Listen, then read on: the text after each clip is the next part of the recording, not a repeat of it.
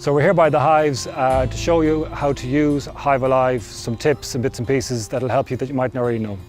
So we have here a 100ml bottle, and the first thing you need to know is that before you use your HiveAlive, you need to give it a good shake for 2 or 3 minutes to make sure all the ingredients that have settled are all mixed in evenly throughout the bottle.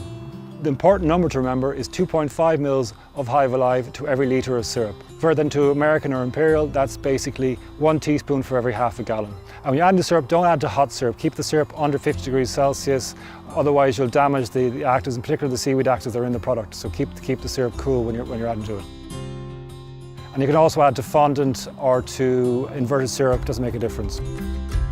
HiveAlive is best used in the autumn. That allows the bees then to, when it's fed in the autumn, the bees to be eating it over the winter time, so they're constantly protected, and it also prevents pathogen buildup in the cells where the HiveAlive is stored. You can also use it in the spring, and that's shown to be good for colony buildup.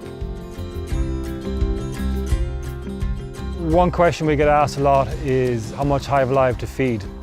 Based on the trials that we've done, feeding them 4 litres in the autumn, 4 litres in spring, provides us with excellent results with year-on-year increase. The trials showed a near doubling of hives after 2 years. HiveAlive you can spray and drench also. It's very useful if the bees aren't doing well, if they're not taking down the feed, if they're looking poorly. Spraying the hive in particular is very good for cleaning up a hive that's dirty, it's been over the winter, might get a bit mouldy, that sort of thing.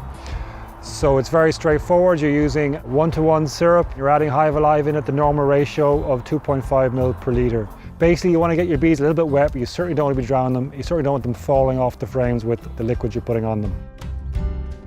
HiveAlive has other uses as well. We've got great feedback from beekeepers that painting the activated syrup onto old foundation, particular foundation that bees are slow to draw out on, is very good for encouraging them to start to draw out on.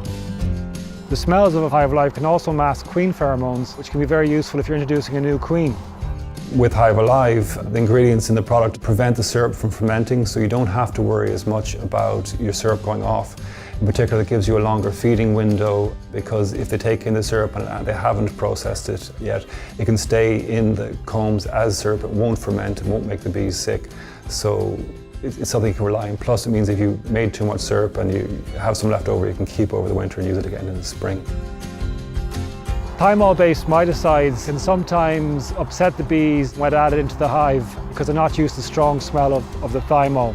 If you use HiveAlive in activated syrup a week or 2 in advance, the bees get used to the smell of thymol that's in HiveAlive.